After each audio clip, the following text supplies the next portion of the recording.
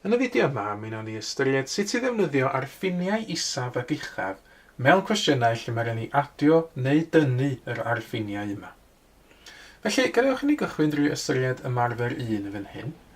Mae gen ni ddau flwch wedi cael eu pentyrru ar ben ei gilydd. Uchder 1 blwch yw 57 cm, mae hynna'n gywir i'r centimedr agosaf. Uchder y blwch arall yw 28 cm, eto yn gywir i'r centimedr agosaf. Nawr, beth sy'n rhaid i wneud i ni darganfod uchder lleiaf ac uchder mwyaf y blychau wedi eu pentyrru un ar ben y llall.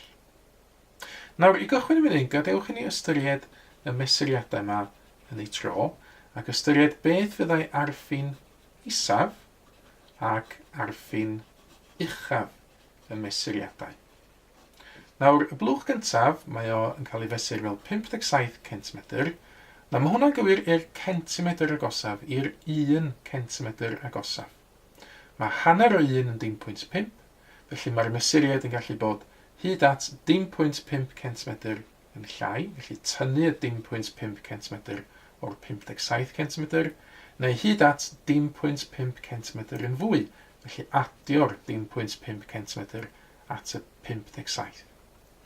Mae'r llall yn 28 cm, eto yn gyfer i'r centimedr agosaf, felly hyd at hanner centimedr yn llai, neu hanner centimedr yn fwy. Nawr, uchder lleiaf posib y blychau wedi eu pentyrru un ar ben y llall, byddai cyfanswm y ddau arffin isaf y fan hyn. Os dwi'n adio hynna, bydd i'n gwneud hyn yn handi iawn y fan hyn, mae 5 yn 10, mae 6 a 7 yn 13, ac un arall yn 14, 5 a 2 yn 7, ac un yn 84. Felly, uchder lleiaf y blychau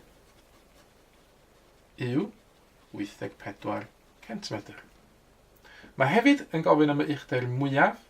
Wel, i gael yr uchder mwyaf, swn ni'n adio y ddau arffin uchaf. Yn fan hyn, eto, wedi adio hynna'n handi iawn yn fan hyn. 5 a 5 yn 10, 7 a 8 yn 15, ac un arall yn 16, 5 a 2 yn 7, ac un yn 86. Felly, uchder lleiaf y blychau yw 84 cm, ac uchder mwyaf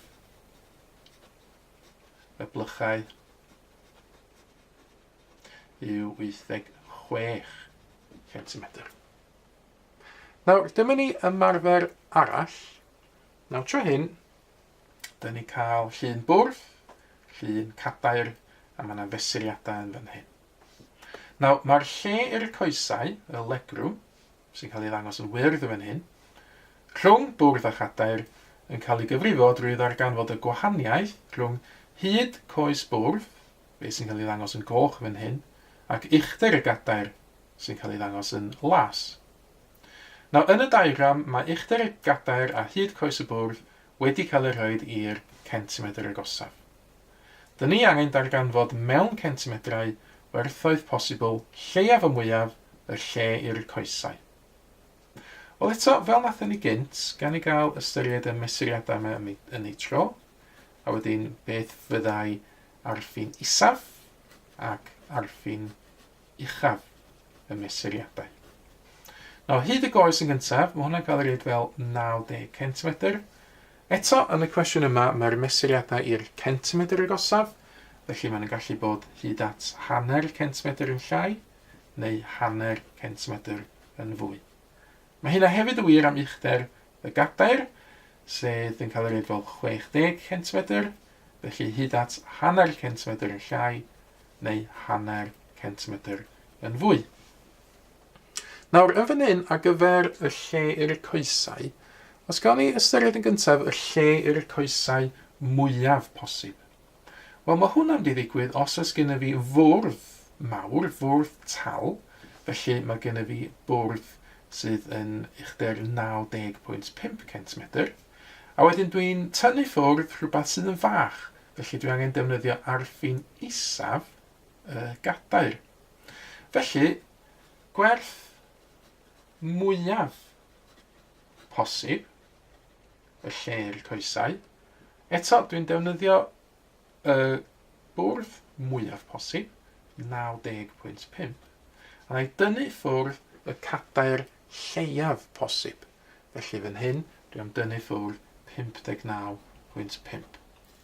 Os dwi'n gwneud y swm tynnu yma, 5 tynnu 5 yn ddim byd.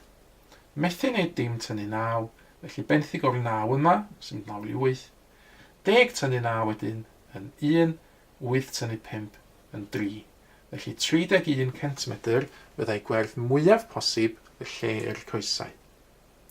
Ar y llaw arall, beth fyddai gwerth lleiaf posib y lle i'r coesau? Wel, yn yr achos yma, sy'n ni angen ystyried cychwyn hefo bwrdd bach neu bwrdd byr, hyn ydy defnyddio arffin isaf y bwrdd, sydd yn 89.5 cm, a tynnu ffwrdd cadair tal iawn, neu cadair mawr, defnyddio arffin uchaf y gadair, sydd yn 60.5 cm.